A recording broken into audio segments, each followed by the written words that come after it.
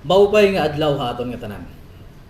Unan nga tanan, karoy ko pasalamatan ang aton konseho, han syudad ang Katbalogan, nga ginpapangunahan han aton Vice Mayor kay Fredo Tekwaoy, kaupod han mga konsehales nga adiyana.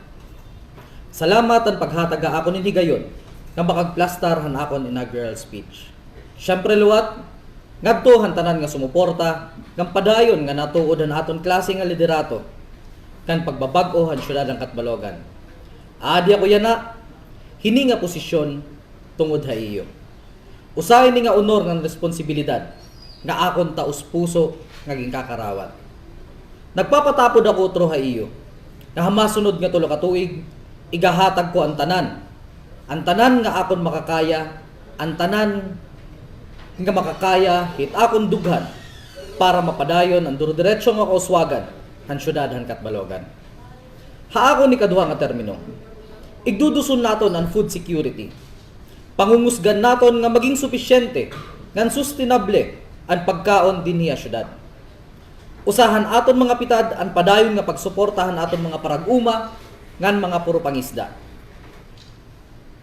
Nakig-coordinate na luwat kita kan Secretary Manny Piñol ang Agriculture para mabuligan kita maabot ini nga aton mga hingyap.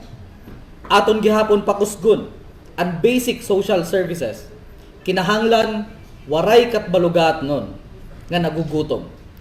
Hingyap ko nga waray Katbaloganon nga diri nakaka-eskwela han basic education. Ngan waray Katbaloganon nga diri nakaka-check up a doktor. Ngan waray Katbaloganon nga diri nakarehistro ang live birth. Baka kalaong kamo nga aton papahilawigon ngan mas ipapaabot hatanan ang serbisyo han city government.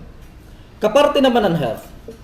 Aton tatalinguhaon nga mapalaksi iton proseso han pagkaada naton ning kalugaringon nga dialysis center. Damo nga mga Katbaloganon ang napakadto pa ha ibang nga lugar para magpa-dialysis. Dako na nga nin nagagasto nila ang procedure, nadudog nga ang panera pag pinurupasahi, pagkaon, ngan iba pa, ngan syempre, delikado gya para nira kabutang ang pagbinurubiyahe. Sanglitan aton, ginpapaning kamutan, nga magkamay-ada kita dinhi in dialysis center nga aton kalugaringon, ngan syempre, libre paharan kada tagsa nga Katbaloganon nga nanginginanglan.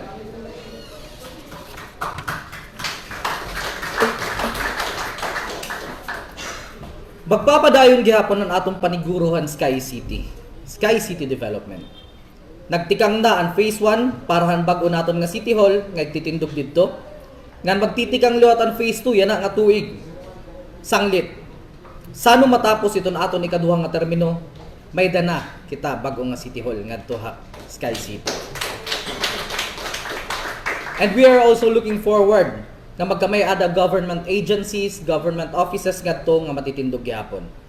Aton gihapon igsusulong an efficient ngan accountable governance. Ang mga serbisyo ng proseso sa City Hall aton mas gini-istriktuhan, agud makahatag kita mas hapsay nga serbisyo ngadtohan katawhan. We must do what needs to be done to provide quality service to our constituents. Damo nga mga mag-upay nan aton mga naabot kan Katbalogan. Damo na luwat ang mga mag-upay nga butang nga aton natikangan. Kan syempre damo luwat ang mga mag-upay nga butang nga naguhulat ha aton. Hamasunod nga tulo ka tuig. Pero yakan ko pa man, diri ni kayahan city government la. Kinahanglan namon ang bulig niyo. Your cooperation is vital in achieving the future we have always dreamed of, diba? Habulig niyo nga makagarahong nga Dios. Magduduro diretsyo ang pag-uswag ang Katbalogan. Basta ini ang akong pinakakaruyag tigamnan han kada tagsa.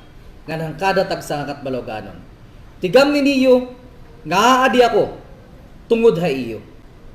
Sanglit akon paniniguruhan ngan sisiguraduhon nga adi ako para ha iyo. Damo nga salamat ngan maupay nga adlaw utro hayo.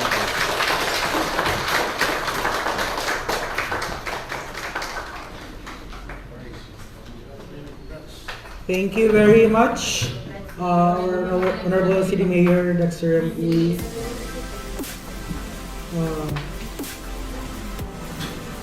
Any members of the new council to give a inaugural